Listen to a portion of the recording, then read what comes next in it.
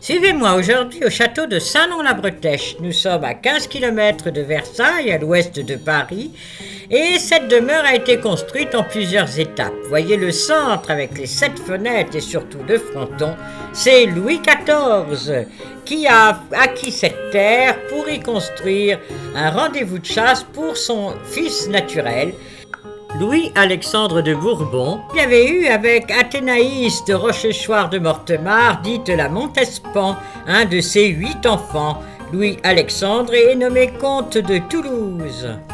Il choisit comme architecte son préféré, Jules Arouin Mansart. Revenons au comte de Toulouse. Il est reconnu par le roi en 1681, dès 1683, et alors qu'il n'a que 3 ans, il est grand amiral de France. 1684, colonel d'un régiment d'infanterie. 1693, maître de camp d'un régiment de cavalerie, et il va combattre en Sicile. En 1696, il est gouverneur de Bretagne et maréchal de France. Puis, en 1715, à la mort du roi Louis XIV, pendant la Régence, il est ministre de la Marine jusqu'en 1722.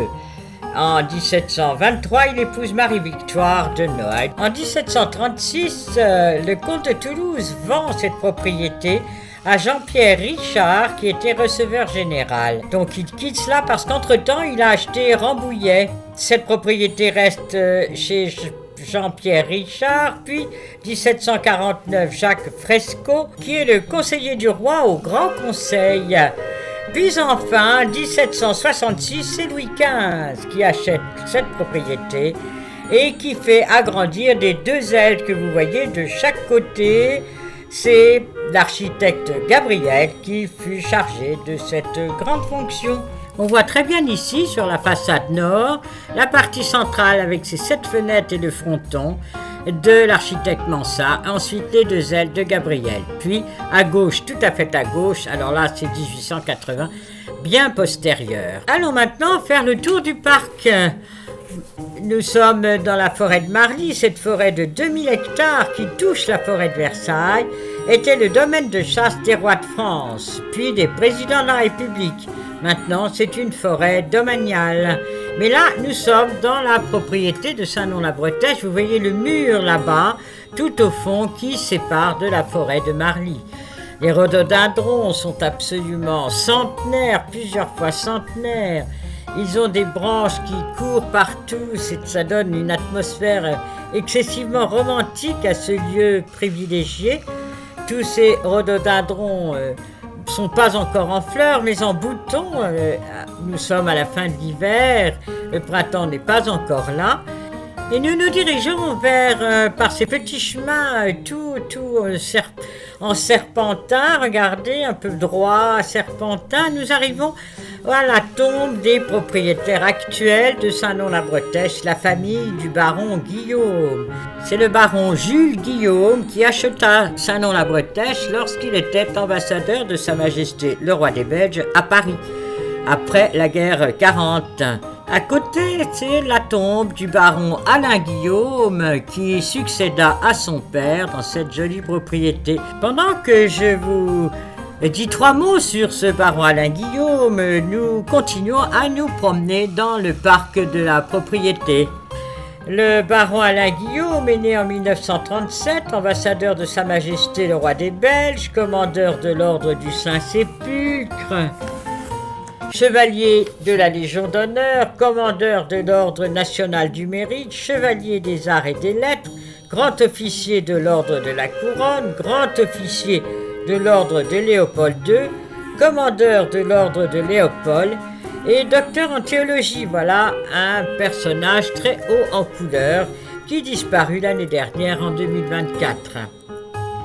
Au milieu de cette forêt, un étang avec, vous voyez comme c'est romantique, le banc pour s'y asseoir et réfléchir au passé, au présent ou à l'avenir. Puis ensuite les grandes allées, toujours ces immenses allées de hêtres, avec ses rhododendrons. Puis l'on revient vers la maison, mais cette fois-ci vers la façade sud. D'abord le tennis, puis la piscine. Donc il ne manque rien pour que ce lieu soit absolument magique. Entrons maintenant dans le château. Voilà la cage d'escalier qui est aussi l'entrée de style rocaille, dessinée par l'architecte Mansart. Toujours ces pavés noirs et blancs et ces jolies plantes placées partout. Et regardez la vue que l'on a à l'horizon, la forêt de Versailles. Vraiment, qui s'étend absolument à perte de vue et qui est là toute bleue comme dans les tapisseries. Dans le boudoir qui sépare la cage d'escalier du premier salon, le portrait de ma belle-mère, Magdeleine de Chassulova, princesse Achille Murat, peinte par Stravinsky en 1936. Dans un salon, un joli bureau chinois, car le baron Jules Guillaume a été ambassadeur en Chine et il a rapporté énormément de très très belles choses de ce pays pour lequel il s'était absolument passionné. Un paravent en lac de Chine, lui aussi très ancien, une tapisserie d'Audenarde, alors là nous sommes en Belgique. Puis là, d'autres chinoiseries dans différentes pièces, les choses étant toutes plus anciennes les unes que les autres. Puis, plus personnel, voilà, des photos de famille avec le baron Alain Guillaume en costume d'ambassadeur. D'autres photos plus anciennes, alors là qui ont rapport avec le baron Jules Guillaume, le roi Baudouin, qui était donc le roi de son époque. Et puis les photos du prince frère du roi Albert, voilà le roi Albert avec la princesse Paola, signé, dédicacé au baron Alain Guillaume, et les jolies poteries chinoises qui agrémentent ces pièces. Voilà la vue de ces salons, toujours à l'horizon la forêt de Versailles et le village de Saint-Nom-la-Bretèche. Je vous laisse maintenant sur cette jolie visite très originale et tout à fait unique du château de Saint-Nom-la-Bretèche, un doux mélange entre Louis XIV et Mansart, Louis XV et Gabriel, dans ce parc magique de Marly, que Camille Pissarro coucha sur la toile. Au revoir, à bientôt pour une autre visite.